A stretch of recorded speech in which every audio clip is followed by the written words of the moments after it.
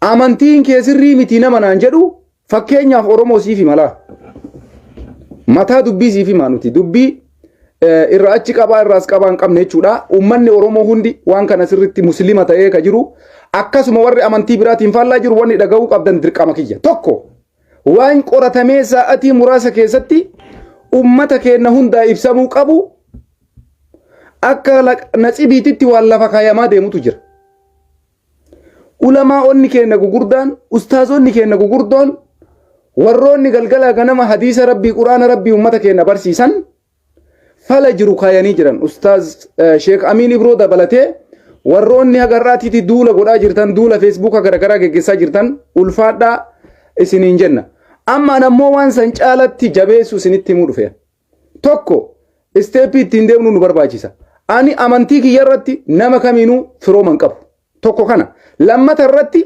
namichi gadi ba'ee amantii keenya arrabsee hayyuu isin na duubatti agartan kana Jawaar Muhammad arrabse Jawaar nama jajjabaa nama sabboonaa kumaatama mana hidhaatitti guursisee ajjeesisiise jecha inni jedhe san kana waan inni dubbate kana irratti Oromoon cal'isee yoo kalaalu taate dogoggora seenaa jalaa hin baane jechuudha lammaffaa irratti wanti ani irraa isinii haa ta'uu deemu namichi kuni hojiin isaa maal hojjata miseensa maaliiti dhuguma akka jedhame san hoggana waraana adda bilisummaa Oromoo yookaan dippiloomaasii waraana adda bilisummaa Oromoo keessa harka qaba hojiin isaa maali waa'ee waraana adda bilisummaa Oromoo keessatti wanni isaan sochii godhaa jiran maali namichi kuni gaheen isaa maal qaba kontaaktiin inni waraana adda bilisummaa Oromoo qabu maali isinii gala dubbii taphaatitti hin jiru amma dubbiin rabbiin ummata keenya kana nuti miskiina ummanni keenya ummanni muslimaa sharrii namatti yaannu hamtuu namatti yaannu amantii namaan arrabsinu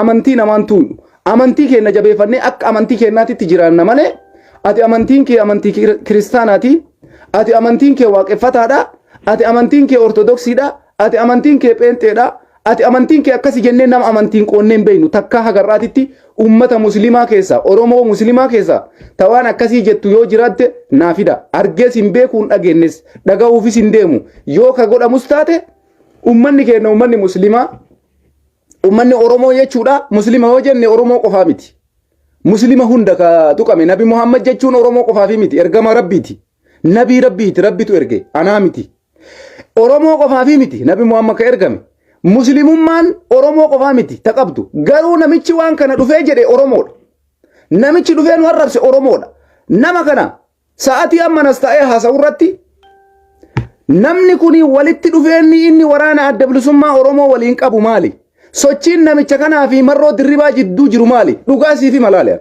yoo nama kanaa fi marroo walitti hidhata qabaatte har'arraa kaasee ani kaayoo kiyya kakaleessa qabsaayaa fi ture marroo dirribaa osoo sa'atii kanatti arge bishaan kubbaayatti buuseen kennuuf siin jaade garuu dhiisi bishaan kubbaayatti buuseen kennuuf mallaqa kiisaa baasee isaa kennuu dhiisi dhugaasii fi mayoo barbaadde dhiira rabbi ati Jawaar arrabsuu miti nuti mallaqa waraana adda bilisummaa Oromoo galgala ganama ijoollee keenya akka ilmaan muslimaatitti bitaa mirgatti nama keenyatti iyyinee wayita nama keenya sochoofnu amantii muslimaa ijaaruufi miti muslimummaa biyya dhaalchisuufi miti amantiin muslimaa kaleessa dhufte wareegama qaaliidhaan dhufte akkuma ati Facebook irra gabbaate yookaan haraqee dhuydee yookaan farshoo dhuydee shakkarte dhayxee nabii ummata keenya nabi Muhammad sallallahu alaihi wasallam waan barbaadde jettu sanii miti dubbiin waa takkasiif hima Oromoo laal almarraa kaatee namni Oromoo ta'ee afaan muslima ta'ee Oromoo ta'e ejjannoo kee jijjiiruu sirra jira dhibbaan dhibbatti siif hima laale wanti gara amantiitiin dhufe tapha takkallee hin qabnu nuti amantii namaan tuynu amantii keenya namtu kun qabu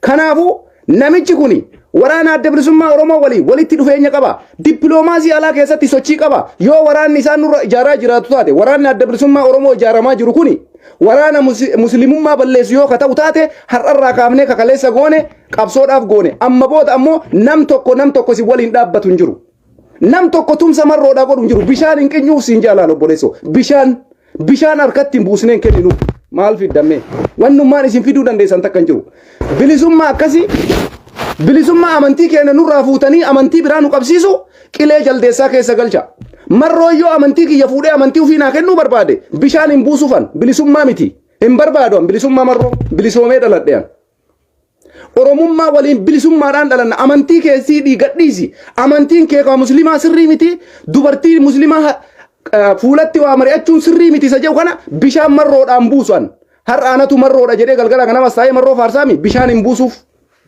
bishaan waan guddaadhaan yoo marroon dheebodhe Oromiyaa keessatti bilisa si baasuu qabsaa'aa jira Ahmad amantii keenaa dhiisi jee wallahi bishaan buuseen kennuuf birrii kiisaa baasee kennuu dhiisi bishaan kubbaayyaatti hin buusuuf obboleessoo wasaka akka keetii kana waliin bilisummaan qilee haaseentu bilisummaa si waliin naa dhuftuun barbaaduu yuan jahannami deema bo in haga sakandii kanaaf jecha laal marroo har'a ummanni xiqqaa guddaan faarsu bishaan hin buufnu nuti akka muslimaatitti gaafa inni amantii teenya nurraa mulquu dhufe sihii wasaka waan takka hin beene shin'aa oytee jalaa mana keessa teettee amantii namaatii waa jettu tana dhiisi marroo dirribaa har'a sinaayiparii akka funyaanii hidhatee abiyyaa marroo sochoosaa jiru kanaaf bishaan hin buusnu akka muslimaatitti kophaa keessan qabsaa amantii keessan ijaaraa yoo dandeessan nuti oromummaadhaan deemaa jirra Jawaar Mohammad ati maqaa isaa xureessitu xurii akka keetiitii miti kaleessa nama akkasii kanaa deebiin deebisne Jawaar kaleessa nama akkasii kanaa bakka hin kennine Jawaar kaleessa shin'aan akka teetiitiin osoo shin'aa taatee shin'aa qotattu Jawaar Mohammad wayyaanee kuffisee aangootti baase oppodiyoo bututtuun akka teessanii tawaan takka hin beekne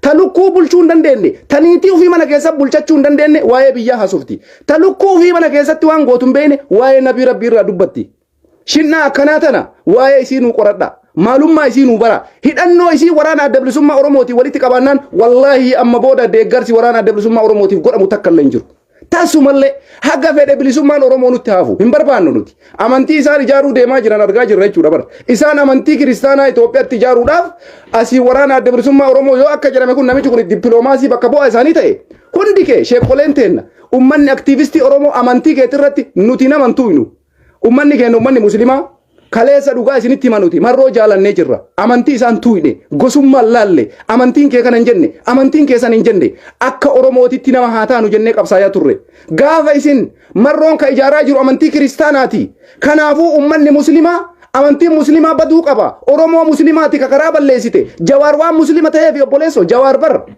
ati akka jettu sana qees balaa hin jechuudha kaarra cal'isanii namicha kana waan kana ga'u dubbate cal'isanii ilaalaa jiran kana akka isaan afaan isaaniitiin mazmuurii godhan dalagaa ture bar miidiyaa OMN'tiin jechuudha akka isaan afaan isaaniitiin mazmuurii godhan nuti nama amantii kennan tuyne wajjin jiran eega akkas ta'e eega isin Oromiyaadhaaf ka qabsaa'aa hin jirre taate eega isin amantii keessan nurra ijaaruuf deemaa jiraattan nuti nama amantii kennan tuyne wajjin qabsoofna in barbaannu amantii kennatti nama bu'u abbaa feete ta'i marroon sa'aatii kanatti bosona keessaa wareegama kafalaa jiru bishaan hin buusufan bishaan kubbaayyaatti buuseen kennuuf wanni ati fiddu hin jiru atiin shin'aa kolkolee hattuu birrii ummata diyaaspooraa irraa walitti qabattee bututtuun mana keessa teettee birrii diyaaspooraa nyaachaa ummata keenya irratti ashoofuu barbaaddi gadi baatee waa'ee nabiitii fi waa'ee hayyuu keenya waa'ee Jawaar dubbatti jechuudha Jawaar nama takka hin hiine nama takka ajjeesee hin beeku nama takka irraa qeensa kottee kana coree hin beeku isinii galee achi dha'ii as dha'ii maalii akkasii hin barbaachisu yaa ummata keenya dhugaa isinitti himna laal namichi kuni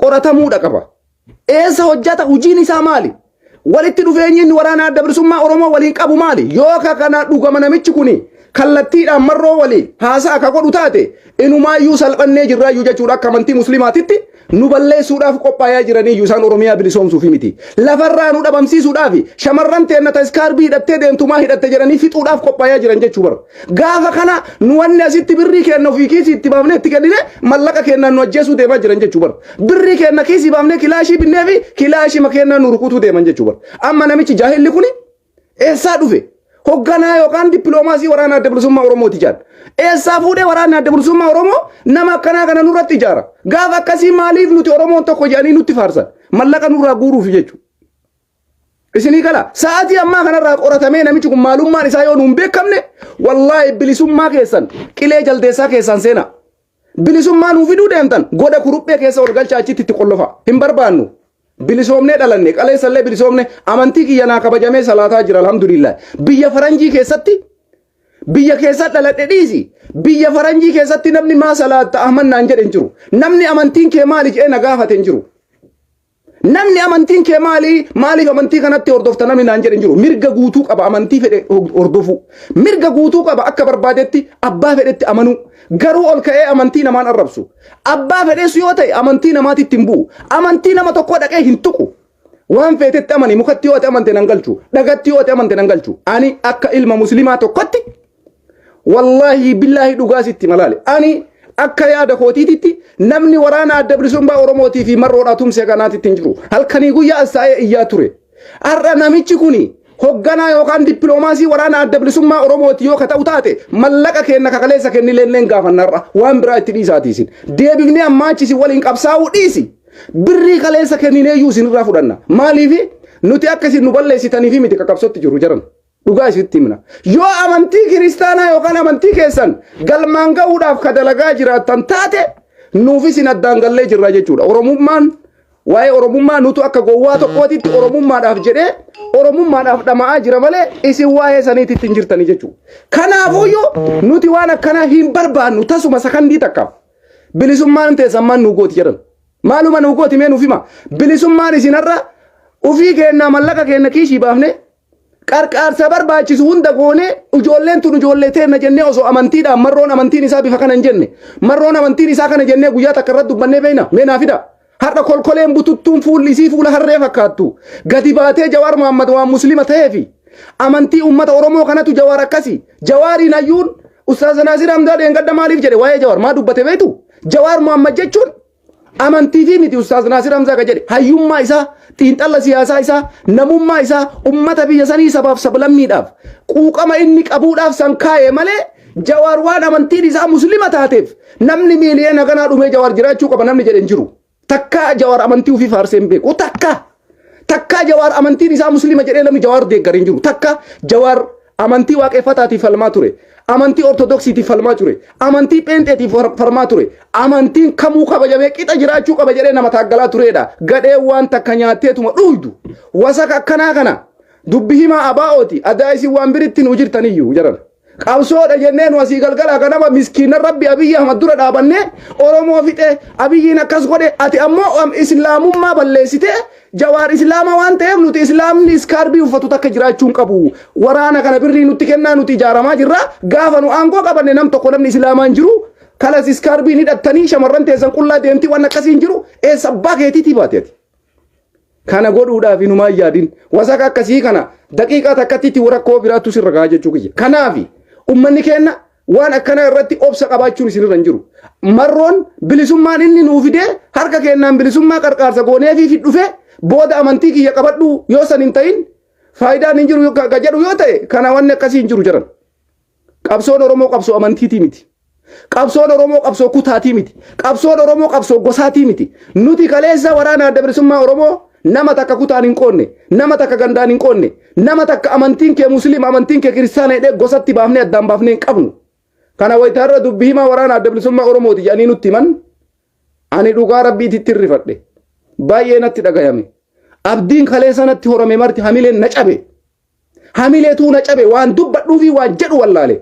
Maal dalagaa jirraa jedhe bakka maaluma godhaa jirraa Oromoo adaa hin jirru yooma namicha akkanaa kana shayxaana kana nama akkanaa nama najisa waan dubbatuu fi waan haasa'u hin beekne akkamitti ambaasaadara yookaan waraana adda bilisummaa Oromoo bakka bu'ee ummata amantii tokko ijaaruu deemu akkamitti nama akkanaati aangoo kennitan isin warra waraana adda bilisummaa Oromoo akkamitti nama akkanaa nama amantii teenna qofa ijaarra jedhee waan akkanaa dalagu akkamitti Oromoo tokko goonettanii kana dalagaatiniin asitti sobdanii nu cirattanis.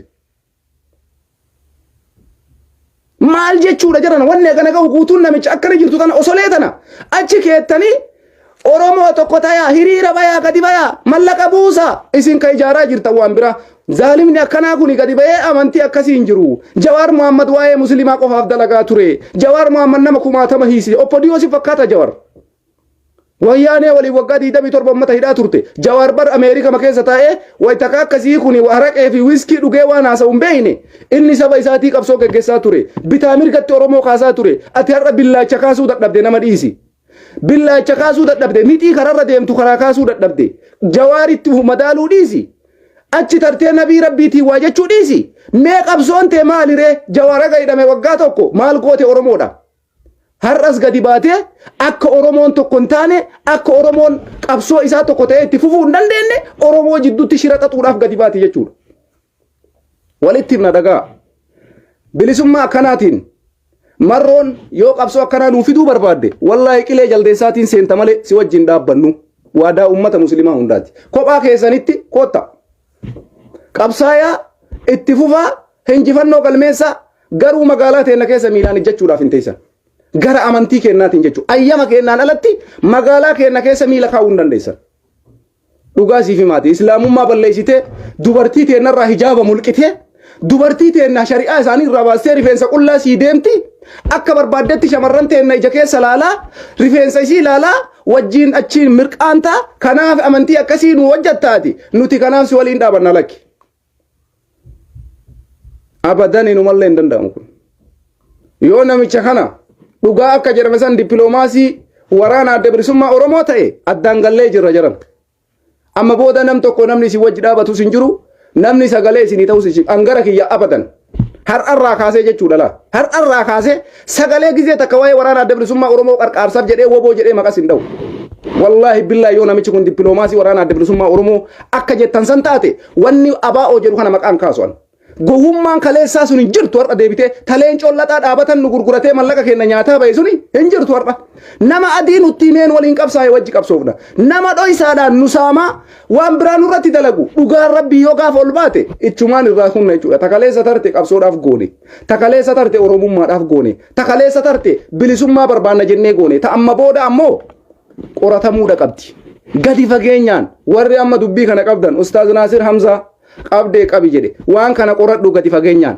isin martuu oromoodhaaf qabsooftan wanni qabsoo oromoo akkan ta'in hubadha wallahi laziim jecha sheek amiin ibroos jedhe san dhageeffadha kanu arrabsu amantii keenna muslima ta'ee oromoodha kanu arrabsu amantii keenna tigree miti kanu arrabsu amaaraa miti kanu arrabsu saba biraatii miti gizee mara oromoo majalloo foddaa akka jaldeessa bineensaa fakkaattu osolee akkanaa tanniintu gadi bahee qabsoo oromootitti shirata nama waggaa guutuu umrii isaa guutuu saba kana qabsaa'e dhuftee shira itti xatti gaafa kaanii dhuftee hadiisa nutti himuu barbaaddi hadiisa himti bar hayyuu taate miidiyaa irra baatee waaxiin xalliti akkas ta'e achiin akkas ta'e subhanallah na'alatullahi alayk abaarsi rabbii sirratti haa jiraatu obbo abaarsi rabbii siin jedha obboleessa kiyya abaarsi rabbii ati nama waan takka hin fayyannedha nama mana keessatti dubartii ufii horachuu hin dandeenyetu yoo ati fiddee kaameera irratti baastu akka waan samirra wanni biraa isa malee namni tokko hin jirreetitti bifa saniin fakkeessitee haasofti jechuudha nuti oromummaadhaaf malee amantii ijaaruuf miti qabsaa jiru jawaaris yoo ta'e muslimummaa ijaaruuf takkaa qabsaa hin beeku marroollee nuti kabeeynu amantii isaanurra ijaaraaf osoo hin taane qabsoo oromoo galmaan gayaaf jennee maroo keenna maroo marii sabaa jennee sirbaanii jirra malee akka ammaati osoleen takka takka qilee keessaa gadi baatee jaldeettiin lafaa baateef samii baatee isii namni hin beekne tuni ani dippiloomaasii waraana adda bilisummaa Oromooti osoleen tun nuun jettu Oromoon hamilee nu cabee jechuudha akka ummata muslimaatitti hamilee nu cabe kanarraan ammoo wanni isaan godhaa jiranis gammachuu agarsiisaa jiran jechuudha haga ammaatitti namni gadi bahee waan kanarraa dubbate hin jiru baga jettee jechuu fakkaata jechuudha ummata amantii kiristaana amantii namicha kanaa waliin jiru haizoo baga jettee baga itti cabsitee jechaanii jiran jechuudha hamilee itti kennaa jiranii iyyuu hunda'u wanni ati jette kun bareedaadha wanni ati jette kun waan gaariidha jedhaniini akka waan isaa mooralii kennaa jiranii natti fakkaata namni haga ammaatitti gadi bahee kakaleessa waliin magaalaa Ameerikaa keessa deemanii masqala qabatanii ustaazota meeqa waliin qeesii meeqa deemaa ture namni waan kana balaaleffate hin jiru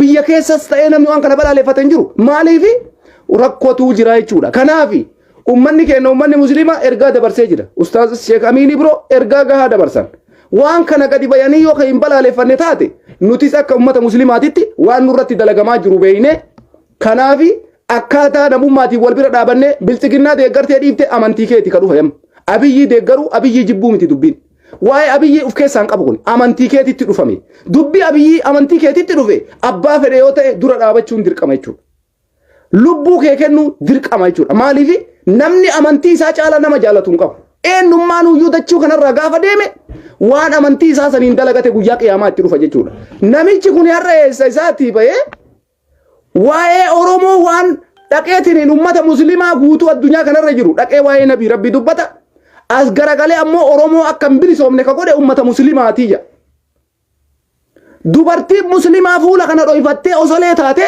ijaan hin mul'attu akkasitti deemtii kanatu Oromoo akka hin bilisoomne godhe je maarree dhuftee amantii kee nutti kennitee nu bilisoomsita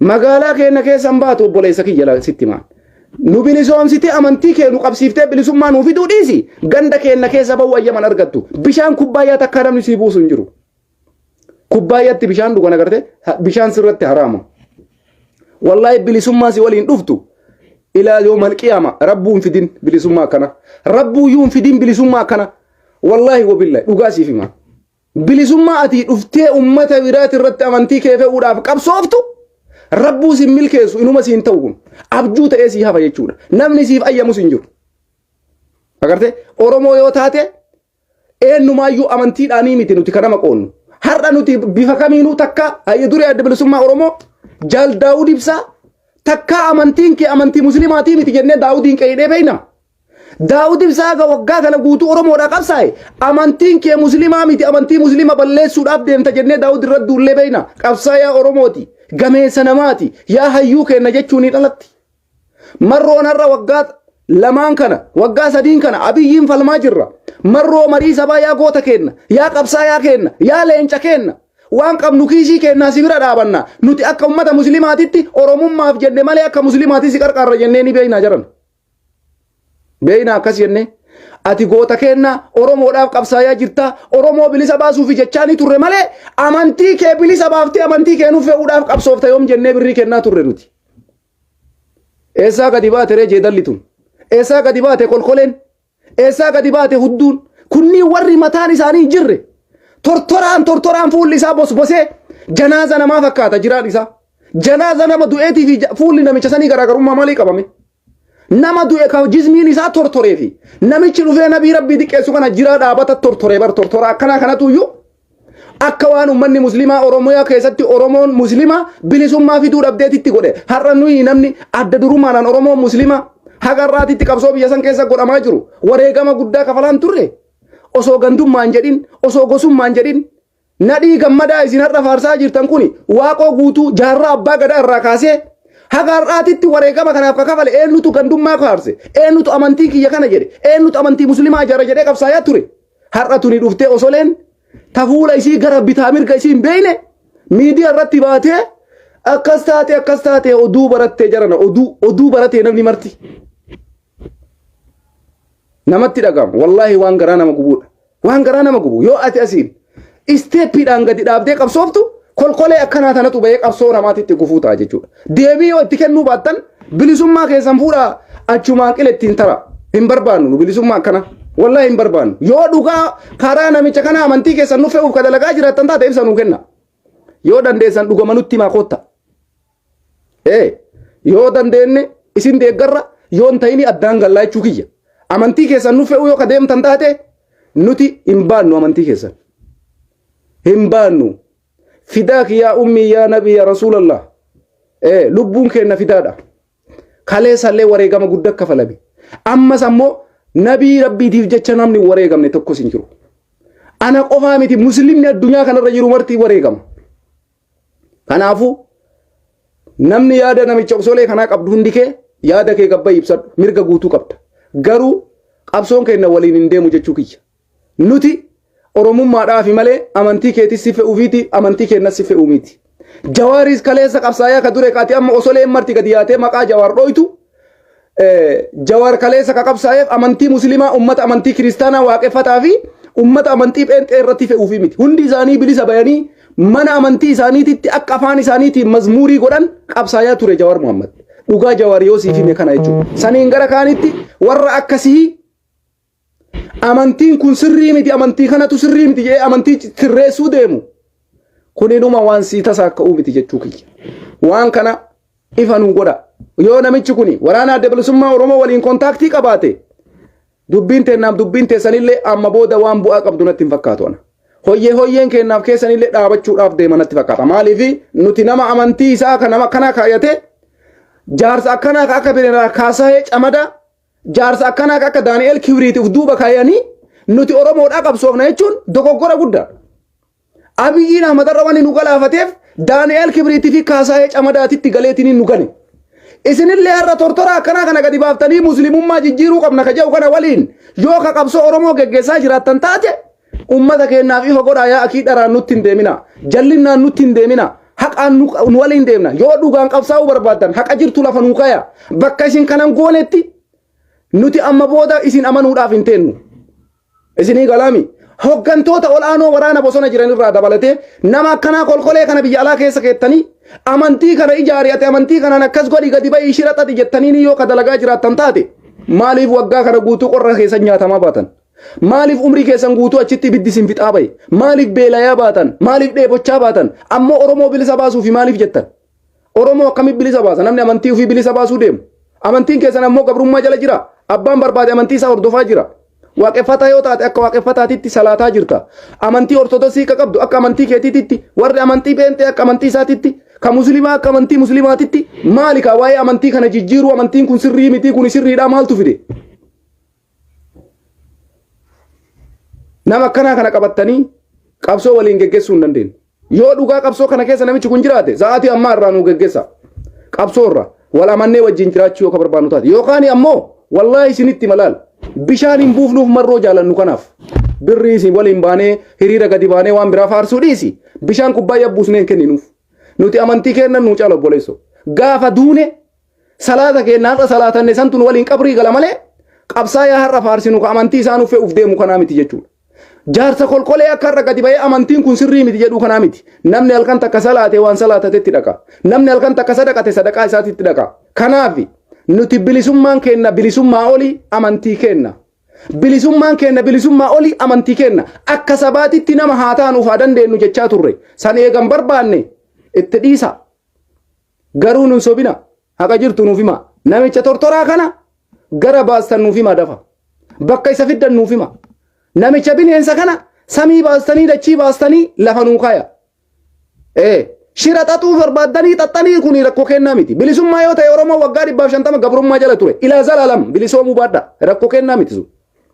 Ilaa zalaalam yoo akkana turtan maan nu galchema. Amantii teessan dhuffe bilisummaa akkasii inuma yaadamu sun. Sinii galee kanarratti obsa isin hin qabnu. Sakandii takkaaf. Haay kanuma achi dabree ummata muslimaa hunda bakka bu'ee amantiin muslimaa sirrii miti. Nabii Rabbi sallallahu alayhi wa sallam Nabi Muhammad akkai godhe jira. Maaltu si galche waa'ee kanaa keessa? Maalumatu si galche waa'ee Nabii Rabbi keessa? Maaltu waa'ee kanaa dubbadhu siin jee? Nuti amantii namaan tuqnu. Amantii namaan diqqeessinu. Abbaan waan fedhetti haa amanu jennee tokkummaa labsaa turre. Ujoollee bosona kanaan jiran kana wayita asiin xilaanni shira itti xaxu xilaata kana irraa jaamsinee ujoolleen kun saba kanaaf qabsaa'ee waan dandeettaniin kiisha keessaniin bira dhaabbadhaa jennee tortora akkanaa kana gadi baastanii nuti amantii kiristaanaa ijaaruuf deemaa jirra. Warra iskaarbii hidhatu iskaarbii irraa mulqina. Nam tokko dubartiin takka iskaarbii maratteen deemtu nuun jedha osoleen kun gadi ba'ee irraa mulqita maarree gaafa san takka takkaan manarra deemtee fixa. Abiyyiin kamigaati xilaata ittee nutti himture. Xilaatummaan kee kun himee akkamiin laaltaati? Abiyyiin Ahmadarra nama miidhaa jira jechaa jirta.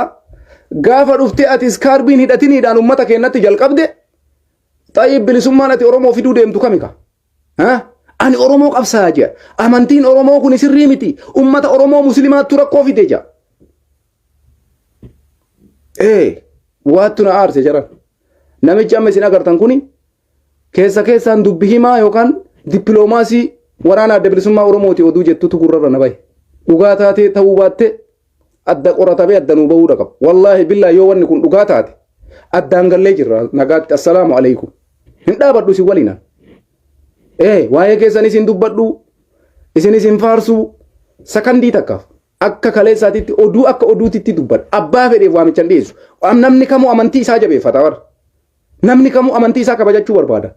Jaalattee jibbite namuma amantii isaa kabaju barbaada malee namni kamuu nama amantii isaa irraa mulqee kabiraa itti fe'uu namni kamuu ka barbaadu hin jiru. Biyya kamittuu dhugaasii fi Chaayinaa keessatti ummanni musliimaa nama muraasa. Rakkoo isarra geessaniif jecha amantii ofii jijjiiranne ummanni Chaayinaa. Wareegama barbaachisu kafalanii wareegamanii fidaak yaa abii yaa ummii yaa rasuulallah jechaa turan. Takkaa sakandii takkaaf amantii isaanii jijjiiratan. Akkasitti lubbuu isaanii dhaban.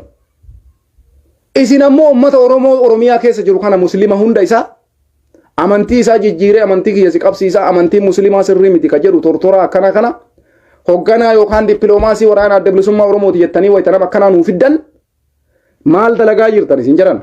Abiyyi Ahmadiin diktaatarii nama lafarraa fixe jettanii pilaaniin keessan kun himee akkami galmee keessan kana laalamee daftara keessan galabbata. Gaaf amantii keessa yookaan amantii mafeetan ta'a. Reenxee ta'e ortodoksii ta'e maalii ta'e. Amantii kiyya malee jiru iskaarbiin hidhatiniin gaafa dhufe. Bilisummaa nuuf fiddan jechuudha. Oromoo waan barbaadu argatee mire argate oromoo waan barbaadu iskarbii hidhachuun dhoorgaa amantii kana qabachuun dhoorgaa amantii nu wasanuu dhuftaniis yaa bada tortora amantii nu fiddee ati ammoo amantii nu fiddee dhufte abiyyiin biltsiginnaa fidee dhufe ati ammoo amantii jijjiiruu dhufaarta hin ayyamamu abadan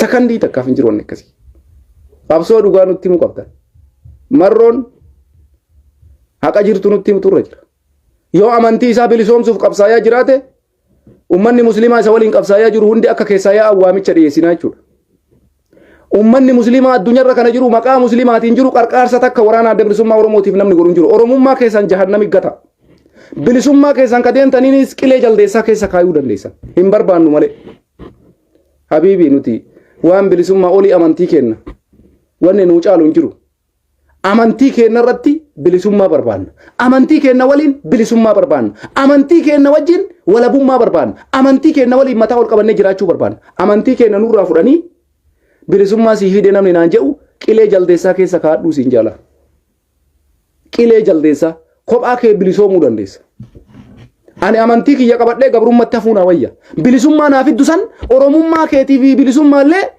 goda jaldeessaa geessisiin jennala itti na jabnu abadan akkanumatti gabrummaa kanaan amantii kiyya waliin jiraachuu na wayya nan barbaachisu habiibii si galee tortora kana siin jechuu barbaadeeti wanna taka kotte qeensaa fiddu takka illee jiru nabii rabbi ammoo sii miti ka xiqqeessuu danda'u jechi kee homaa miti ati tortoraadha ufii keetii iyyuu mee uf laali mastawwatii keessatti janaaza namaa du'e fakkaata tortoree janaaza namaa du'e tortoree garte oromoo tokko godhuu dhiisi ati janaaza namaa du'e tortoreedha sakandii takka bakka siin kenninu marroo har'a akkana faarsinu kana nutu faarsi akka oromootii faarsine amantii isaatiif isan faarsine gaafa inni amantii kiyya si qabsiisa jedhe achumatti jennaan stop hin barbaannu jennaan nama amantii ufii nu fe'u laazim sakandii takkan kenninuuf jawaariin isin har'a xureessuu barbaaddan isinii olii hojjate isin dhuufuudha dhuufuu akka teessanii ta miidiyaan rabbaatee waan takka hin beekne ta'ima dhuuftu sakandii takkaaf luka jawaar ta'uu hin danda'u namichi sun mataa jawaarii miti luka isaa wasahni akkanaatu jechuudha luka jawaar ta'uu hin dandeessu ati zift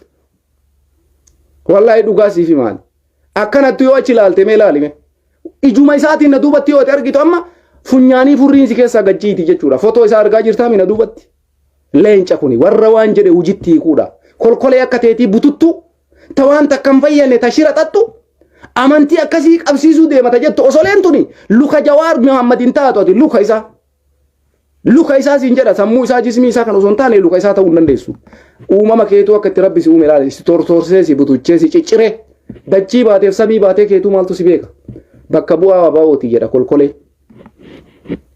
si galeemi marroo faarsaa ture kaleessa amantii kiyya yoo inni nadhufe hin barbaadu bakka warra amantii isaa barbaadu bilisaa baasu nuti nu gayeera bakka bilisoomne akkanattuu nagaya bilisummaa qabaan alhamdulillah akka gaarii jiraachaa jira bilisummaa qaba har'as biyya keessaayis ummanni sagadu jira akka oromootitti bilisummaa barbaanna inni malee amantiin kun sirrii miti amantii kana balleessinee kana uumna warra jettan na alatullahi alayka isiniin jennaa amantii kamuyyuu akka tuqamu hin barbaannu miti rabbitu uume amantii eenyumaafuyyuu amantii 15 jira Itoophiyaa keessa kadhagatti amanu jira kamukatti amanu jira haa amanu maaltu si galche amantiin kee sirrii mi jettee amantii namaa jijjiiruudhaaf warri deemtu qabsoonte halkan takka hin bultuu jechuudha halkan takka siin jedha obboleessa kiyya halkan takka kanaafi qormaata geggeessuu barbaachisa gama seeraatiin illee seeratti illee ibsuu barbaachisa iyyannoo godhuu barbaachisa feesbuukumarraa iyyitanii warri naannawa namicha kanaa jirtan qaama seeraa bira dhayxanii akka namni seeraan kissii banutti kassasuun dirqama keessan waraqaa seeraa qabattanii poolisiitti kassaftanii viidiyoo isaa ka feesbuuk irra laaluu dadhabne kana qaama seeraa bira fiddanii afaan jala hiitanii fi akka silaa barbaachisutti namichi kun seeraan adabamuudha qaba kanaan alatti wanni biraa wanni gara laafummaa dhiifamni wayiitu hin jiru kanarraan dabalee ammoo hojiin isaa maali akka jedhamu kana qabsaa'ota oromoo bosona jiran waliin walitti hidhata qaba namichi kun kunis nu qoratamuudha qaba wallaahi billaahi namichi kun wallaahi dhugumatti akka waraana adda bilisummaa oromooti walitti hidhata qabaate ummanni muslimaa oromoo deebisee waraana kana yoo deeggare harka keessaniin ibidda keessa funa hixan jechuudha yoo hatattamaan namichi kun asiin ka'in yoo dogoggoraan osoo hin beekin namichi kun ka aangoon kaleessallee itti kennamu taate har'a hatattamaan bakka sanii ari'uu qaban hatattamaan oolchanii osoo hin bulchin sa'aatii ammaa kanarra kanarraan ammoo warri akka ustaaz Naasir Hamza warri waa'ee isaa hordofaa jirtan seeraan nu hordofa. Namni kamuu seera qaba. Adeemsa seeraatu jira. Jechi inni dubbate waan nu dubbachuu hin dandeenyedha. Viidiyoon sun haa hiikamu. Kitaaba isaa manfas quddusii ta'ee kitaaba irraa dubbise waa'ee nabii rabbii matsaafa irraa argate lafa kaa'utu dirqama. Fuula isaa irra jiru fuula isaa waliin qabatee dhiyaachuu qaba mana seeraa irratti. Waan jedhe san jechuudha. Waan inni dubbate waan ulfaataadha. Jecha jedhe san kitaaba manfas quddusii jettan kitaaba amantii kiristaanaa kan inni hordofu. Matsaafa isaa qabatee mana murtii dhaabbachuudha qaba. Fuula kanarra jira kunoo nabiin rabbii akkana godhe ka jedhu haa dhiyeessu. Gaafa san nagayaan baa yoo sun hin jiraanne ammoo yakkamaadha. Itti gaafatama waan jedheef jechuudha. Waan hin jirre waan hin beeyne oluma ka'ee laaquu yoo ta'e itti gaafatama. Tawaa'ee Oromummaa itti dhiisaa jiru. Ta Oromummaa kennaa nuti akka Oromootitti dubbii gabaabdu tun. Nama amantii kenna jijjiiruu barbaadu qilee seeni jennaan nu. Akka Oromootitti tokko taana jenne malee amantiin kaleessa Sumaalee keessatti uummanni ka wareegame bakka takkatti gaafa uummanni Sumaalee ummata kiristaanaa gorra'uudhaaf ummanni muslimaa koottaa nuti muslima irraa rakkoo hin qabnu jedhan ummanni kiristaanaa maal godhe gaafsan muslimni kiristaana Oromoodha Sumaaleen kiristaana Oromoo tanan gorra'a jennaan kiristaana Oromoon gorra'atu nuti Oromoon tokko amantii waliin qoonnu jedhanii Sumaalee keessatti gorro'ama ka akka marras gabbayee amantiin muslimaa sirrii miti Oromoo muslimaattu Oromoo taan dhiibe jedhu kun eessaa dhufe jaabar Oromoon muslimaatti Oromoo taan dhiibe isin Oromoon tun maa bilisa nun baasina re maa bilisa nun baasina maaltu qabsaa'u isin dhorge nama luka isin hidhe jira nama harka si mure jira nama harka si qabe jira maa bilisoo nun bilisoomsin ati amantii nuti ummanni amantii muslimaa si hidhe ati akka amantii keetiitti kaatee maa bilisa nun baasirre silmiin si jalan deemtu obboleessoo ilma namaa dhiisi re'ee dullatti hoolaa dullatti namni waan ati jette dhaga'u hin jiru jechuu kiyya ka akkasii kanatu Oromoodhaa bilisummaa fida ijoollee miti jaldeessi si waliin hin yaa'usi jaldeessi qilee galu sun ka akkanaa kanatu Oromoodhaa bilisummaan akkana dhufti jedhee pilaanii kaayaa jechuu maalee daree haga yoona har'a umriin kee tortorte ofii keetiifuu jaldeessa fakkaatta maaliif haga umriin kee sadarkaa kana ga'u eeydere bifa jettu kanaan amantii san jijjiirtee maa bilisummaan nuun fidirre Oma sitti dhufe tortorta. Baay'ee nama gaddisiisa. Wallaahi waa'een uummata Oromoo kuni achi tarree Amaaraan sirna duula Minilik jennee waa'ee Minilik irraa dubbanna. Kun hoo waraabessa daammii argite kal'oo jeedalaa uffatee nu keessa taa'ee nu nyaata bar.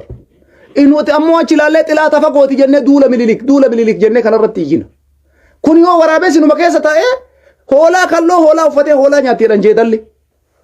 Akkana kana nu keessa jira waraabessa daammii maaliif waa'ee Minilik dubbattan ka kana caalu jira jarana Minilik immaanuu zabana isaa keessatti bar amantii keessirraa mulqan jenne bar harka muree ummata keenya luka muree kolaasee waan fedhe godhe malee akka jara kanaa konkaa kolda akkana kanatti amantiin kee kun sirrii miti qayyaradhu jedhee harka mureen beeku Minilik bar namichi Itoophiyaa ijaare sunu kun eessaa dhufe jettan bineensi eessaa baye rabbii jedha eessumaa baye awwaaldiigessi kun mee laala Minilikiin Itoophiyaa ijaare amantii namaa jijjiiruudhaaf hin yaalle muslimni amantiin kee sirrii miti kana qabadhu jedhee hin yaalle hin danda'u waan ta'eef hin goone Itoophiyaa ijaaree itti dhiise isa booda mootummaa 8-9 dhufe kuni kolkoleen tortoraan eessaa gadi bahee amantii kana warri jallise amantii kana amantiin kun sirrii miti akkanumattuu mee achi ilaalaa ijoollee isaanii waan akkanaatti jedhanii kana barsiisanii waan akkana situ har'a waa'ee amantii kennaa nutti hima nuti bar quraana qabna obboleessoo Quraana bar kadachiif sami irratti bu'e qabna bar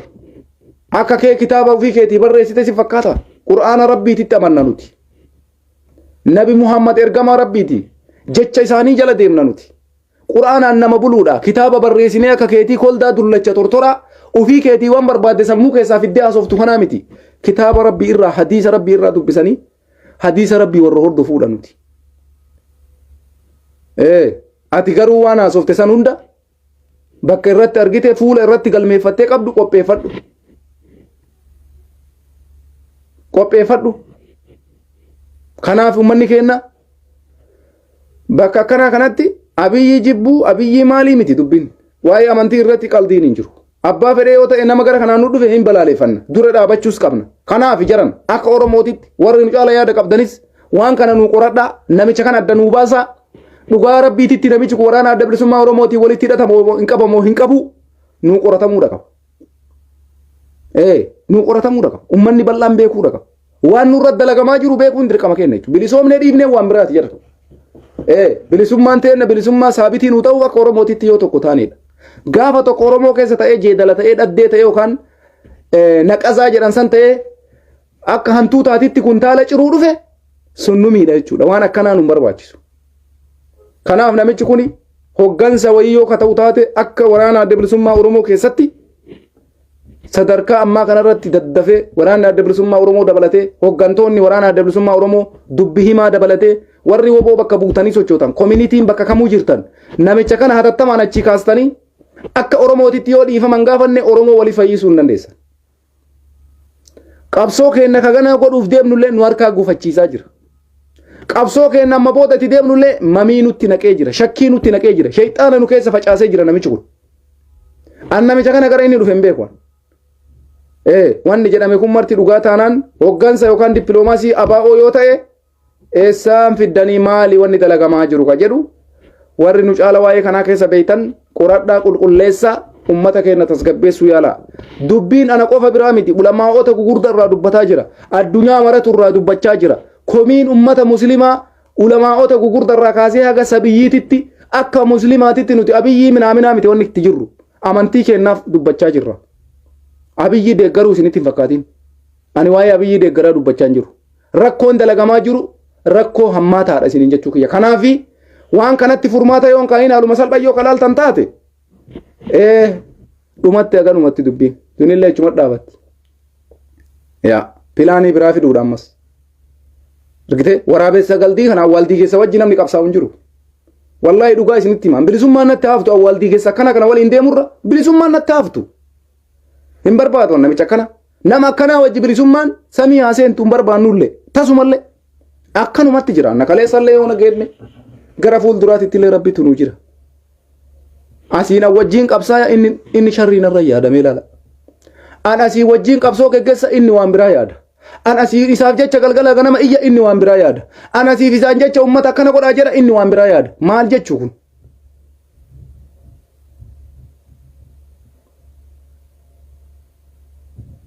Wallahi billahi jiran kaleessa viidiyoo saniin agarre beeytani. Wayita namni marti akkasi aaree haasa'u viidiyoo saniin agarre dhiifama naa godha. Wayitii har'a viidiyoo san arge dubbachuu dadhabe laaluu dadhabe garaan na dhukkubee waan godhu wallaalee maaluma jedhe ummannummaan Oromoo kun jaakii kun eessa abbaa isaatii ba'e maali ilmi namaa akkana namichummaan kun eessaa dhufe ka jedhu bakka mataan kun na cinqabe akka malee na cinqabe bakka kalas wanni martuuyyuu jaran isteeppii qabdi. Ani wanni na aarsu waan har'a itti jirruun beektan Oromoo isin bakka jirru maraa jechuudha. Waraana adda bilisummaa Oromoo kana amantiidhaanii miti nuti ka deeggaraa jirru. Oromummaadhaani marroo nuti ka jaalanneef amantiidhaanii miti. Namummaa isaatiif Oromummaa isaa jaalanne. Amantiin kee kana inni takkaa waa'ee amantii isaa qorannee hin beeynu. Takkaa nama amantiidhaan aangootti fiduudhaaf karoorfannee hin beeynu. Takkaa aangoodhaaf jecha amantii nama arrabsinee hin beeynu. Takkaa amantii nama takkaatiin waa jendee hin beeynu. Amantiin nama kamiituu kabajaa qaba. Ani yoo nam tokko dhuunfaan rakkoon irraa qabaate dhuunfaadhaan na arrabsuu danda'a. Maaliif amantii arrabsa? Jawaariin kophatti yoo jibbaa qabaatan jawaar arrabsanii dhiisuudha. Maaliif amantii muslimaa tuqan? Nabii rabbii maaliif tuqan? Muslima miiliyeenatu nabii rabbii waliin jira bar subhaanallah. Sallallahu alaihi wasallam nagaaf rahmanni isaan irratti haa jiraatu. Kanaafi wanni amma nu mudate waan hammaataadha. Waan hammaataa hammana hin jedhamne abbaan dhimmi si ilaallatu waan kanarratti hatattamaan yoo furmaata ittiin kennine akka namittiin seente san akka hin taane ilkaan mutaan seene budaan seene jedhan budaan akka nun seene isiniin jechuu barbaadeeti. Wanni amma qabatamee dhufe waan sirritti qabsoo kenna miidhu waan sirritti tokkummaa Oromoo miidhu waan sirritti Oromoo facaasu ABO bakka bu'a ka jettu kama kamiinuu ka jirtu biyya alaa kanarra warri jirtan diyaaspooraan hatattamaan namicha kana maalummaa isaa yoo ummataan ibsin amma booda walga'iin waamuu hin dandeessan. Sababiin isaa nuti amma booda isin namannu waan ta'eef warruma amantii keessanii waamattan malee akka Oromootii jettaniin waamuu hin dandeessan. Waan agaragaa agarree namannu jechuudha. Wallaahi dhugaa isiniif himaan. Akka amantii keessaniitiin mirga qabdan wal waamuu isinitti illee naarru. Bakka wanni amantitti galee jira. Bilisummaa akkasiin barbaannullee ammoo dhuguma isiniif himaa. Bilisoomaa isin adduma teessan deema. nuti salaatu makeenya salaanni amantii makeenya qabannee gabrummatti hafna malee isin wajjin sakandii takka namni socho'u hin jiru. Kaleessa tokko jennee akka Oromootitti bakka wanni akkanaa dhufee namicha akkanaa waraabee sidaammiin nu keessaan bahee aawuu jedhee nutti yuusu kanatti abadan. Finfinnee keessa osoo sa'a kana jiraatee bilisummaan dhufe isin dura dhaabbanna malee isin wajjin dhaabbannu. Warra waan akkasii dalaguu deemtan. Kaganaa qabsoo jirru dhiisi jechuu kiyya. Finfinnee ma jiraattanii qabsoo bakka yoo geettan namni isin dura dhaabatu akka amantii musliimaatitti nuyi amantii keenya nurraa kaasuu hin dandeettan tasumallee. Dubartii teennarraa iskarbii takka hiikuu hin dandeessa yoo isiin ofiin feeteen hiikkatin. Hijaaba takka nama takkarraa mulquu hin dandeessa yoo ofii isiin feeteen mulqatin. Mirga hin qabdan. Isin dhiisaa biyya ambaa biyya afaan biyya silaa amantiin isaanii guutuun guututti amantii musliimaa keessa hin jirre keessatti dubartiin hajjabattee deemaa jirti. Fuula ishee akka barbaaddetti dhoofattee hijaaba gurraacha uffattee deemaa jirti. Namni mirga isii sarbee hin jiru jechuudha. Biyya keenya biyya keessa dhalannetti waan hagana ga'u nuun jechuun osoleen akkanaatuni baay'ee nama gaddisiisa. Nama gaddisiisaa bichaa osoo hin taane waan nama iyyisiisuudhaallee uu jedhee waan nama iyyisiisuu jechuudha. Kanaaf dhaamsi isinii dhaamnu kanuma akka salphatti ilaaluu dandeessan. Garuu wallaahi isinitti hin ilaali hin gaabbinu. Bilisummaan nutti hafu hin gaabbinu. Waan isin deemtan kanarra bilisummaan nutti hafu gaabbii takka hin qabnu nuti.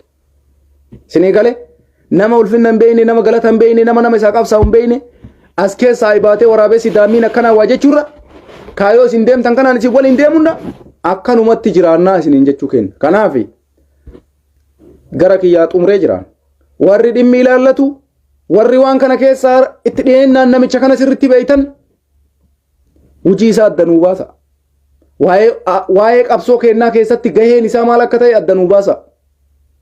Isintuu beeka koree hojii raawwachiiftuu waraana adda bilisummaa Oromoo dhukkuba baay'eetu jira waan kana keessa dhukkuba gugurdaa jira iyyuu waraabessi akkanaa kun baay'inaan jiraannaan qabsoon teennaa iyyuu rakkoo keessa jirti jechuu kiyya. Waraabessi daammiin tortoraan kun akkanaa kun jiraannaan qabsoon maan Oromootu garam deemaa jirti jechuu kiyya. Kanaaf qoradhaa addanuu baasa. Jaran isin yoo amantii kennan kabajne bilisummaan isin nuuf fiduu dandeessan hin jiru maal taatanis. Yoo amantii namaan kabajiin bilisummaan dhufu hin jiru. Amantii nama tokko irraa mulqa jennaan bilisummaan dhufu hin jiru. Kana quba qabaadha.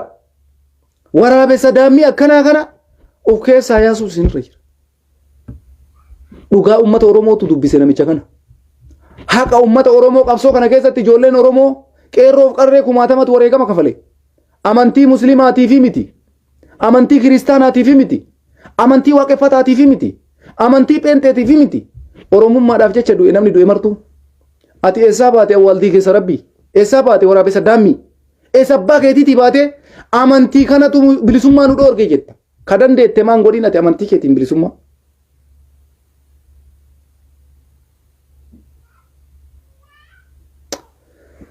Baay'ee nama aarsa wallaahi nama aarsa. Kanaaf balaaleffachuu qofaa miti nuti amantii keenya abbaan fedhe balaaleffatee dhiisee amantii keenyan kabajanna. Garuu qabsoo amma itti jirrutti hojiin namicha kanaa maali? Tana qofa barbaanna akka musliimaatitti. Gaheen namichi kun waraana adda bilisummaa Oromoo qabu wajjin qabu maali? Kana qofa barbaanna akka musliimaatitti. Sanqee isiin gadi bayeetiin wanni namichi kun godhe sirrii miti sirrii dhadhee balaaleffatee balaaleffachuu baatte anaafuma takkaa miti. Wallaahi natti hin dhagayamu. Garuu nuti har'a qabsootti jirra. Qabsoo itti jirru tana keessatti awwaaldiigessi akkanaa kun yoo amma qabsoo keenya kana keessa ka jiraatu taate awwaaldiigessi akkanaa kun walgayii marroo wajjin sabsaba yoo kataa'u taate ani keessaa bahee jira jechuu kiyya akka kiyyatti keessaa bahee. Kakaleessa Oromummaadhaaf isin waliin dhaabbadhee qabsoon Oromummaa kutte qabsoo akkasii keessa hin jiru. Namni jalqaba isin keessaa bahu ana jechuu kiyya. Isin keessaa baheef abiyyiin deeggaru garuu. Yaa akkanuma callisee waan isin dalaytan galgalaa ganama dhufee inuma haasa. Garuu bilisummaa deemtanii tana fiduu hin dandeessan. Amantii keessan galmaan ga'uu hin dandeessan. Tasumallee ayyamamu sun. Kanaaf namicha san biraan nagayaa waraabeeyyiiwwan san biraan nagayaa wanni isin yaaddan takka illee hin taatu. Piippii taatee dhiistee amantii namaa tuquu hin dandeessu. Biltsiginnaa keessa ka jiru kan Nabi Muhammad itti amanee abiyyi deeggaraa jiru jira. Ummata nabii rabbii kanatti amanee abiyyi waliin dhaabachaa jiru jira. Biltsiginnaa yoo taate ati nabii rabbii arrabsuu maasi barbaachise? Deeggarama biltsiginnaatu yoo taate muslimni biltsiginnaa keessa hin jiru si fakkaata? biltsiginnaa keessa ka muslimummaa waa'ee nabi Muhammad argaa jecha isaa waan badaa akkati dubbattu hin dhageenye hin jiru si fakkaate. Abiyyi deeggaraaf jecha kana jedhe tokko dogoggora rabbiiti. Namichi sun abiyyi deeggaraaf deeggaruu dhaba addan baafan. Informeeshinii biraa akka oduun feesbuukaa jettutti waan biraati. Kana ammoo qoratamee seeraan adda baafamee uummata keenyatti himamuu qaba. Yoo dhugaa wanni akkasii jiraatte hojii isaa irraa ari'amuu. Saniin gara kaanitti Oromoo fayyisuu hin danda'u walitti. Wanti dalagamaa jiru waan ulfaataadha. Kanaaf rabbiin uummata keenyaaf waan gaarii haa godhu. Afaan bichatti nafina isiniin jechuu barbaanneeti. Qaama seeraatiin waan isinirraa eeggamu hunda godha. Mallaqa yoo taate gubboo yookaan xabaqaa bituu waan akkasii nu barbaachisaa birrii hagana nu gaafata yoo taate sakandii muraasa qofa goofandii bana ummanni muslimaa bakka jiru mara mallaqaan isin bira dhaabata. Birriif jecha rakkatina. Nuti waan akkanaa irratti namni lubbuu fiituun kenna birrii dhiisa. Kanuma dhugaan jirtu. Kanaafi mallaqan qabnu birrii guddaa nu gaafatanii mana seeraa yoo geessine aga fedhan. Haga isa dhumaa seeraan qabsiifne seeraan wal qabsiifne taaggalu nurra jira. Afaan bichatti nafina isiniin jechuu kenna. Uummanni keenya yeroo baay'ee waa iyyeetumaan dhiisa. Hin ta'uu hin qabu kun. Waan silaa barbaachisu hunda godhaa qaama seeraati irratti kissii akka seeraatitti itti bana seeratti dhiyeessa. Tanaan alatti duuba deebiin takkan jiru. Oromoo akka godhee hin jiru wanni akkasii kun waa'ee Oromoon ilaallatu. Warra amantii namaa balleessuudhaaf. Amantii kana balleessinu malee amantiin kun sirrii miti jedhee achi taree nabii rabbii akkana dalage jedhee waan hin jirre lafaa kaasee haasa'u kana mana seeraa dhaabanii fuula isaa kitaaba qulqulluu yoo qabaate kitaaba qulqulluu irraa bakka irra jirtu irraa qara'ee sheekolee bakka mana murtii dhaabate seeraa waan silaa barbaachisu hundaa ka isa dhumaa mokkorame waan danda'amu hundaa godhuun dirqama. Kanaaf afaan bichatti nafina isiniin jechuu barbaadeeti.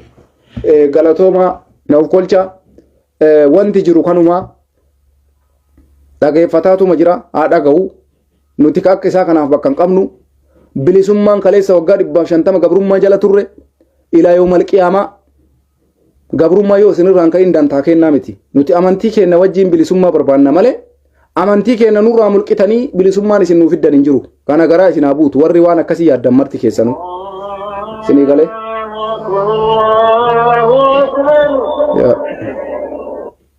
Dhugaan jirtu kanuma. Kana liqimsaa fudha. Warri waan akka namicha sanii yaaddan hundi keessanuu ilaa yoomal qiyaamaa hin bilisoomin Oromoon. Kanaaf amantii keenya irraa goraa. Kophama keessanitti yoo dandeessan akka yaaddanitti deemaa malee akka Oromootitti nu waaminaa isiniin jechuu kiyya dhumate. Mataa dubbiiti. Tanuma galatoomaa fayyaataa warra gammaa nu faana turtan nuuf kolcha yoo akka taate simmeetii keessa gallee dubbanne garuu dirqama simmeetima keessa galamee dubbatamuu qaba. Kana olitti ammoo wanni namaan jedhamu jiru waa'ee Oromummaatitti illee wanni nutti hafe hin jiru. Oromummaa keenyas achi taranii nama Oromoon jaalatuu fi Oromoon bakka isaa qabullee dhaqanii diqqeessanii waan inni hin qabne itti fe'anii achi dabranii nabii rabbii diqqeessanii ummata Oromootu bilisummaa nu dhoorge Oromoo muslimaa jedhanii kophatti baasanii muslimatti duulanii kuni marti waan dalagameef waan nama ajaa'ibu. Kanaaf galatooma kanuma isiniin jechuu barbaadeeti. Fayyaa ta'a.